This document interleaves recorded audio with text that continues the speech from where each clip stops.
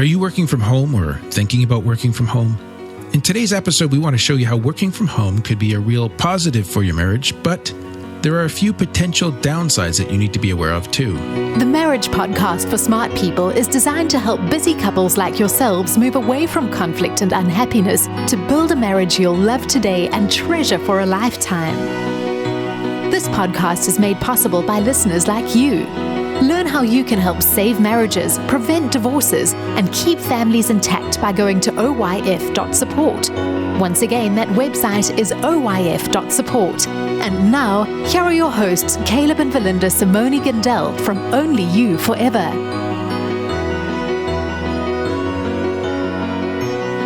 Welcome to the Marriage Podcast for Smart People. If you want to build a thriving, passionate marriage while working from home, we've got the research, the truth, and the answers you're looking for. We also have a jubilatory episode for you this week, as it is our 200th episode. Who would believe that we're at 200? Yes, it's cray-cray. Yeah. As our teenage daughters would say. That's crazy for those of you who don't have teenage daughters. Well, before we get started, if you missed last week's episode, we discussed the impact that competitiveness can have on marriage. Worth going back and checking out. Also, make sure you hit the subscribe button so you don't miss any upcoming shows from us. And again, if you're struggling with your marriage, we offer sound, research-based advice, and most of all, we offer hope. Let's get into this topic, Verlynda. Working from home, the impact on marriage. Okay. For those of you that may be new to the show, I've been working from home for a few years now, exclusively. And Verlynda has been for much longer than that. So we found this research pretty informative. Mm-hmm. There wasn't any huge surprises, I didn't think. Nothing knock you down, jag you out. No. But basically, the research suggests that the effect of working from home on marriage and family life is quite subjective. Depends on the type of work, the circumstances at home, and the personality and actions of the person who's working from home. So there's upsides, there's downsides, but mainly it's up to the couple to make it work. So we'd like to help you folks do that today in case you're struggling in this area. That's kind of like everything in marriage, though. Like it's up to the individual couple to make it work. True that. Or I was going to say, Sorry. We can also affirm what you're doing well. Oh, yep. Indeed. Now, one of the areas that affects work from home as much as, or maybe more than work outside the home, but is still a common issue, is work-family conflict. That whole balance of trying to, get it right between am I working too much or not enough, and family demands and all that, right? Yeah. So we did a full episode on that, episode 175. The short link to that is oyf.link/175. If this is a hot topic for you, then that would be worth checking out as well. Yeah, for sure. But just to recap that quickly, when you're working from home, it can be difficult to have distinct boundaries between work and family because you have the ability to deal with some family and marriage responsibilities and privileges during your workday, and you may also choose to address some work matters during family time, or what's typically family time. Mm-hmm. Sometimes you may even find yourself functioning in both roles simultaneously, like you're juggling both things. Mm-hmm. And not only that, it may be a little easier even for stress to spill over from one part to the other, like from work into family or family into work. Right? Yeah, because it all seems so integrated, like you're in the same place, you're with the same people. And that carries a potentially negative impact. You can find yourself in a situation where work and marriage are competing for a limited amount of emotional and practical resources. Got stress on both fronts. It can be difficult. Mm-hmm. So there are a few downsides or potential downsides for working from home. So let's talk through those, Verlynda. Okay. First one is the isolation is real. Yes. If you work from home, and even if your spouse does not, it can become very lonely and isolating since you rarely see anyone else during the day. Mm-hmm. And working from home, of course, can also result in a smaller social network, less perceived social support, like you don't have your work buddies. Mm-hmm. Because you don't have those natural opportunities to interact with others. You don't have the water cooler, so to speak. Yeah. And this can potentially lead to over-reliance on your spouse then to meet all your social needs. Oh. And in one study, the individuals they interviewed, they had compensated for this by being more intentional about developing social networks. For example, by joining professional support networks of people in similar positions or being more intentional about connecting with friends and family. Okay. And I think that's something that we've done too, like just being more purposeful about going out with breakfast or for lunch with people, right? Yeah. I mean, although you've said yourself though, like I haven't been out of this house in 3 days. That happens. Yeah, I'm not doing this every day. And ours might be even a little more so because we're geographically isolated. Yeah, absolutely. Like you can go for a 3-mile walk and still not see a person. Right. And on some days that feels really good. Yes. There are certain personality traits that may cater one direction or the other better, like introversion, your sense of autonomy, high levels of self-motivation. Those can be helpful, not necessarily essential, but helpful in dealing with the isolated nature of working from home too. Mm-hmm. So think about the isolation. How's that going for you? Next thing is, where do you vent your stress? On my husband. Very good, Verlynda.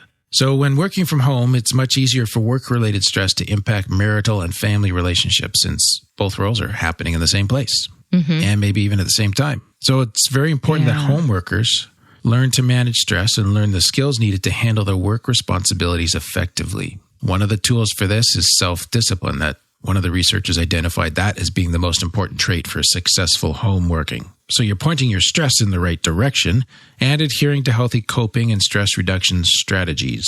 Making sense? Yep. Now, this relationship could also go the other way. Stress from the marriage, for example, due to conflict, will have much more of an impact on work, because you can't just kind of, slam the door and peel out of the driveway and leave it all behind. Not that, we would ever do that. No. But our door would probably fall off if we slammed it. Yes. Creating a stable, healthy marriage, therefore, needs to be a priority for home workers. Well, it needs to be a priority for everybody. Yeah. But it may be even more important. Just because you're with the person. Yeah, all the time. Yeah, but if the other person goes out to work, then you're not with them all the time. You're by yourself all day, and then...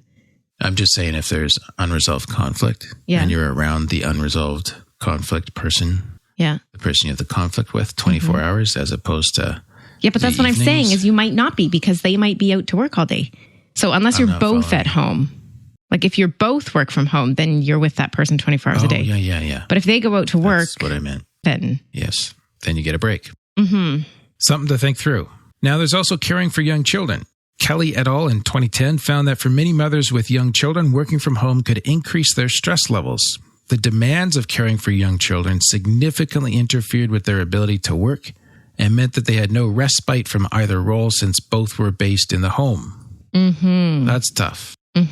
Family structure could alleviate some of the stress in some circumstances. For example, if both spouses work from home, then sharing the childcare could become easier, if you're both up for that. Right, yeah. Likewise, if parents or other family members live nearby and are willing to help with childcare, then it's not as much of an issue. So it's kind of looking for areas to compensate, collaborate, work together on this. This is a life stage issue. I think it would be harder, though, for people to understand, like, can you look after my kids today when you're going to be home all day? Like, people don't always grasp the concept that when I'm at home, I'm working. Right. Like we get kids that come over like, what does your dad even do all day? Yes. And so... we try to get rid of those kids. We don't want anybody to see through the facade. But I don't think people understand that just because you work from home doesn't mean you don't do anything. No, it doesn't mean I sit around sipping lattes all day. No. I only do that in the morning. Yes. So anyways, that might be a little bit harder if people aren't understanding. Yeah. I guess that's when that support network, you have less of a support network. Yep, for sure. Even in that department. True. But yeah, there's nothing worse than trying to work and having a kid interrupt you every 10 seconds. Or having your wife keep coming in and interrupting you too. Yeah, people have told me that can be troublesome. Oh, yeah. Yes. Yeah. So the next question is, where is your calm place? Because individuals that work from home often find it hard to relax and switch off from work. Since the home environment and the workspace are the same, it can make it hard to relax, to connect with your spouse at home. I struggle with this sometimes, kind of walking around almost in circles, like hovering around the edge of the living room. Like, can I really go in there and just sit? Or interact with the kids. Yes. There is an anecdotal example from one study. One of the women asked her colleagues, when you work outside of the home, you come home to relax. So where do you go when you want to relax when you work at home? And the reply to this was laughter and calls of nowhere at all. Do you think... my wife bought me a woodworking shed. Right, yes. But do you think that, you have to make that calm place? It's not going to happen, Yes. And on that note, I don't think you need to renovate your house and build a wing of calmness too. No, it might just be a chair in your bedroom or... And you don't work in that chair. You just relax in that chair. Yeah. Yeah. That's legit. Because I think when you drive home from work, when you work outside the home, a lot of folks do have a mental process of leaving work behind and transitioning into family and home mode. Even subconsciously. Yeah, a couple of trainings ago, I was talking to the guy next to me about when he leaves counseling, Mm-hmm. and he kind of has to go up sort of this escarpment and then down the other side, and he tries to have left all his counseling stuff behind by the time he gets to the crest, and then he just goes down into his home life. Okay, that's neat. So, but I'm 2 steps away from the rest of the world here, so that's different, right? So maybe the one step towards the door, you could be on counseling mode, and then the one step on the other side, you're like just coming down to family mode. Yeah, not that awesome in my mental capabilities. I think you're pretty awesome. Thanks. Let's go with that. And then the next issue is watching those working hours, because you have such easy access to work, right? The blurred boundary between work and home can also lead to longer working hours. Half of individuals who work from home say that their spouses complained that they work too much and that this negatively affected their relationship. A lot of them found that having a dedicated workspace, such as a home office, was essential for getting around these 2 issues, rather than kind of working in a common area like a kitchen table. Yeah. Some individuals find that moving their home office to an outside shed or attic made it easier to differentiate work time from family time, as there is more of a separation. So setting those strict boundaries about when to work and when to focus on your spouse may also be very helpful and may even be essential in some cases. It just kind of depends what you guys got going on. We come down on the more flexible end of this. Right. Although generally we try to be done at 5 or 6. I try to be done at 5 or 6 and not work. Yeah. But then yesterday, like we went out in the morning and hung out together, and I basically worked from lunch till evening. Right. Like I took time for supper and whatever. But you had that flexibility. But do you know what? When you first started working from home, I was a segment on your calendar. Yes. And we had to work through that too, because I was making sure you had time, but then it was like, it felt like that was all the time you got. But yeah, for me, it's like, okay. I'm just a calendar block. I just get this little 1 hour block right here on Tuesday night or whatever it was. Yes. But I mean, I did learn to realize that it didn't mean I was ignored the rest of the week. It just meant that was making sure. Yeah. That was my undivided attention kind of time, and nothing. That was a period of life too, when the kids were more demanding. So it was supposed to be like a not even family time. Right. Yeah. So it takes some figuring out and adjusting as you go through different phases of life. Now, if you'd like a self-guided exercise that steps you through a careful review of the balance in your life, or maybe difficulty balancing things between self-care and family responsibilities and work life, you need to get your hands on our downloadable PDF that accompanies today's topic. You can get this by becoming a patron of the Marriage Podcast for Smart People. And we'll just take a quick 60-second break here to tell you more about that. What happens when the fairy tale marriage meets reality? Too often, high expectations lead to disappointment, communication breaks down, and the struggles of day-to-day life become overwhelming, leaving you feeling lost and without hope. Unfortunately, marriage does not come with an instruction manual. Marriage troubles are deeply personal and can take a toll on you, your spouse, and your family. Counseling can be expensive and divorce is very costly. It doesn't have to be this way. Caleb and Verlynda understand your pain and frustration. Their mission is to help save as many marriages as possible, and to date, thousands of couples are helped through their weekly podcast. But the most important marriage they want to help save is yours. With a minimum of a $10 investment a month, you gain access to exclusive bonus content and valuable information to help you succeed in your own marriage. Learn more about saving marriages and how you can help at oyf.support. That's oyf.support. You're listening to the Marriage Podcast for Smart People. Before the break, we were talking about some potential downsides and what to do about those. Do you know what, Caleb? I'm surprised that in the potential downside part, they didn't have self-care. Tell me more.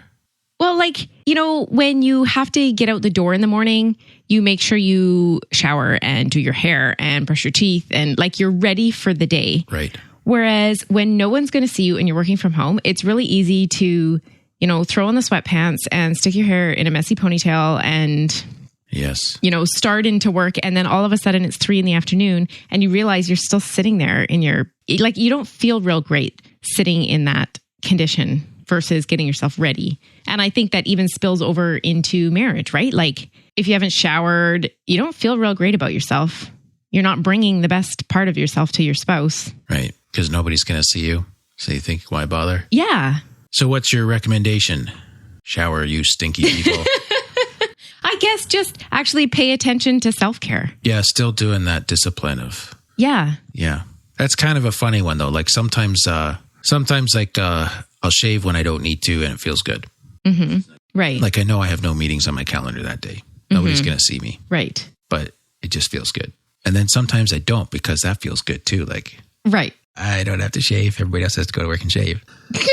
Yeah. Right? Yeah. So, or I put on a dress shirt and sweatpants when I'm doing video calls.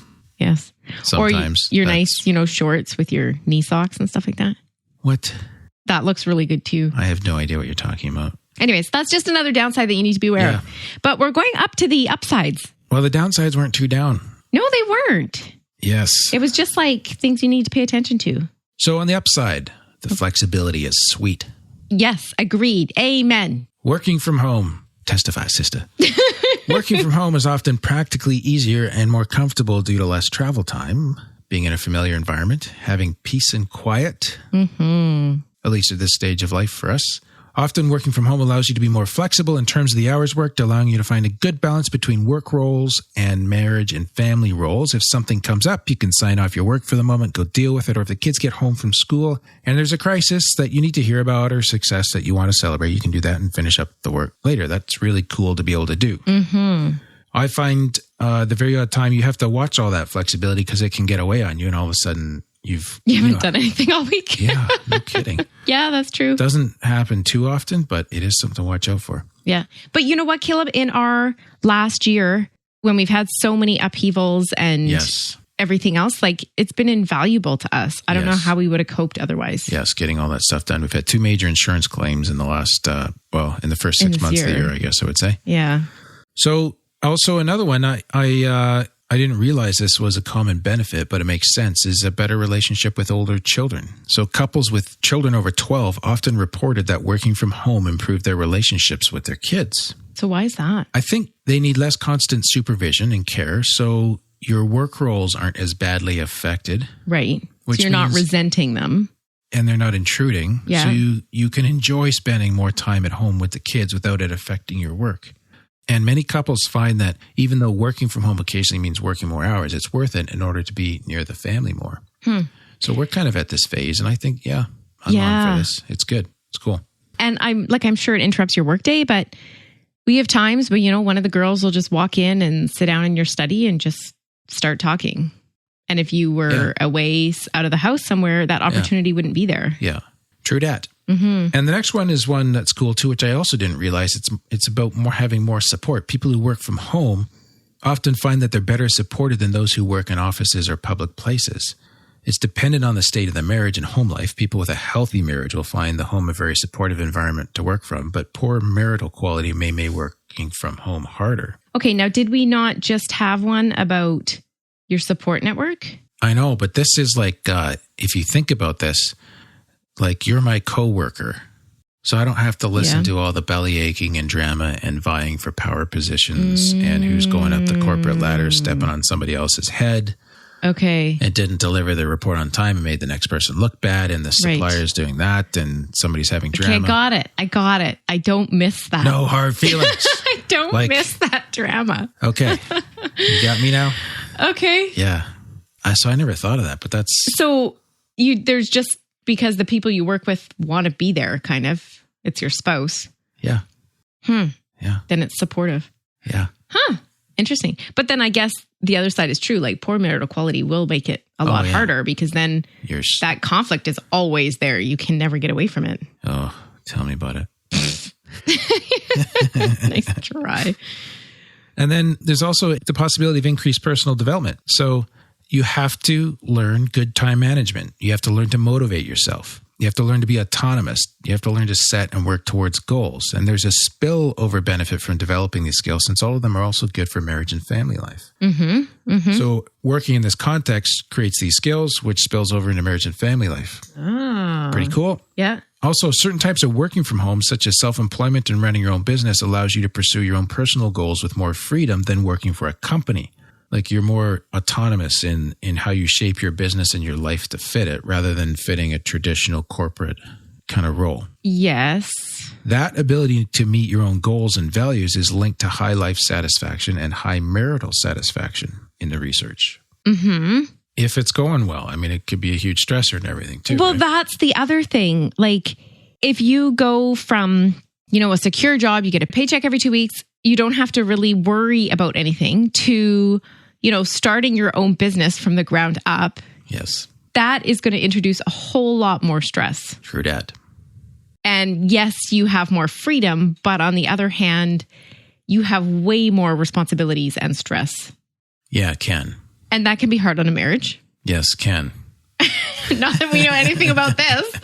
No, yeah. We went through that. Because this is making it sound so hunky-dory. Okay, yeah. It's hard getting your business off the ground when you start working for yourself, people. Yeah. And it's going to take twice as long as you think it's going to take. It costs 3 times as much. Yeah. So that's a whole lot of stress. True. So, okay, maybe after your business is has reached a critical mass. Yeah, or developed or whatever, is matured. Then all these things are I would totally agree with. True. But in your first little while, who is thinking about pursuing their personal goals and personal growth in the first year of a business, trying to get a business off the ground? No, you're just scrambling. You're in survival mode. How about the first 3 years? At that. True that. So let's be real. Okay, let's be real. Yes, okay, you can increase your personal development, but that may not, just happen the week you quit your job. True. At least your coworker showered today, though, Verlynda. Thank you. All right. And finally, working from home helps individuals feel more like part of the family and helps them root their sense of identity in their marriage and their family, which is kind of cool. So a researcher, rather than in their job. Yes, found that working from home produced changes in the individual's identity such that they placed less emphasis on career goals and viewed work as less important, while increasing a sense of family and marital closeness and viewing family as being more important. Interesting. Yes. And I would say I've definitely experienced that. Didn't really expect it, and I didn't attribute it to working from home. Huh. But that's cool too. Yeah. You're definitely more a part of things. Yeah. Huh. That's cool. That's why I've had to start showering regularly. And putting my hair in a ponytail. Yeah. If people don't actually know what you look like, they would never get that. No, but our friends will laugh. All right, good. Well, that's all for today's episode. We want to shout out a huge thank you to all of our listeners, to our patrons, to friends who have supported, encouraged, inspired us to continue bringing our weekly show to the podcasting world. We pray before we record each episode that God will use this content to help each of you build strong, passionate marriages. So thank you all for listening, and our patrons for their ongoing support month after month to help cover a lot of the cost of researching, writing, producing, and publishing every episode. Yes, because we have someone going into the academic journals every week with topics that come from our audience, looking for answers, bringing you the best research, the stuff that actually works. Now, before we move on, Verlynda, we have to tell folks that you do need to come on our marriage cruise. Yes. February 23rd, 2019, departing from Miami, Florida. OYF.link/cruise is where you find out about that. Or you can just go to our website at onlyyouforever.com. There are ads, I think, on almost every page. So you can learn more about our cruise. It's our second one. Our first one was a resounding success with excellent feedback and people experiencing and telling us about transformation in their marriages. So we would love to have you join us for that. It's once again on our website at oyf.link/cruise. And it doesn't matter if you've been married a year or 50 years. We had every variety, it seemed like, on our cruise. It was really neat. All right. We had 2 people become patrons between this recording and our previous one, Brian and Quintero. Thank you. Quintero. That's a cool name. Quintero. Quintero. I have no idea. So we're sorry for how we pronounce your name, but we appreciate you coming on board. Yes, next week, Caleb. We're talking about infertility and its impact on marriage. That's a new topic for us. Okay. Was this a request? 10% of couples experience, infertility, which is a reasonably high percentage of the population. And I found out that half of those will eventually go on to have kids and half won't. Oh, wow. Yeah. That's 5%. Yeah. Pretty high. So that's all for today's episode. You can get the full show notes at oyf.link/200. Oh, that sounds so cool. Find out how you can help us. Go to oyf.support. Thanks, and we'll see you next week. And what? We should also do this disclaimer, which we've been forgetting to do, but it just keeps the legal people happy. All right. Since podcasts can be subscribed to and accessed all over the world, psychoeducational podcasts such as ours should include a disclaimer, and this one does include a disclaimer to the effect that this is a self-help tool. It does not replace individual counseling or represent an attempt to solicit clients from jurisdictions where we do not have the legal ability to practice. Mm-hmm. Further, the podcast episodes are not intended for those experiencing severe symptoms such as suicidal thoughts, for which you should seek emergency help if that's what you're feeling. Call a hotline. There's people that can help you. The Marriage Podcast for Smart People is totally funded by listeners who support Caleb and Verlynda in their mission to save marriages. If you would like to be part of this worthy cause, open your web browser to oyf.support. A minimum investment of $10 per month will help restore hope to married couples. Plus, as a patron, you'll gain access to exclusive bonus content and valuable information to help you succeed in your own marriage. Go to the website oyf.support now for more information. Thanks for listening to the Marriage Podcast for Smart People from Only You Forever.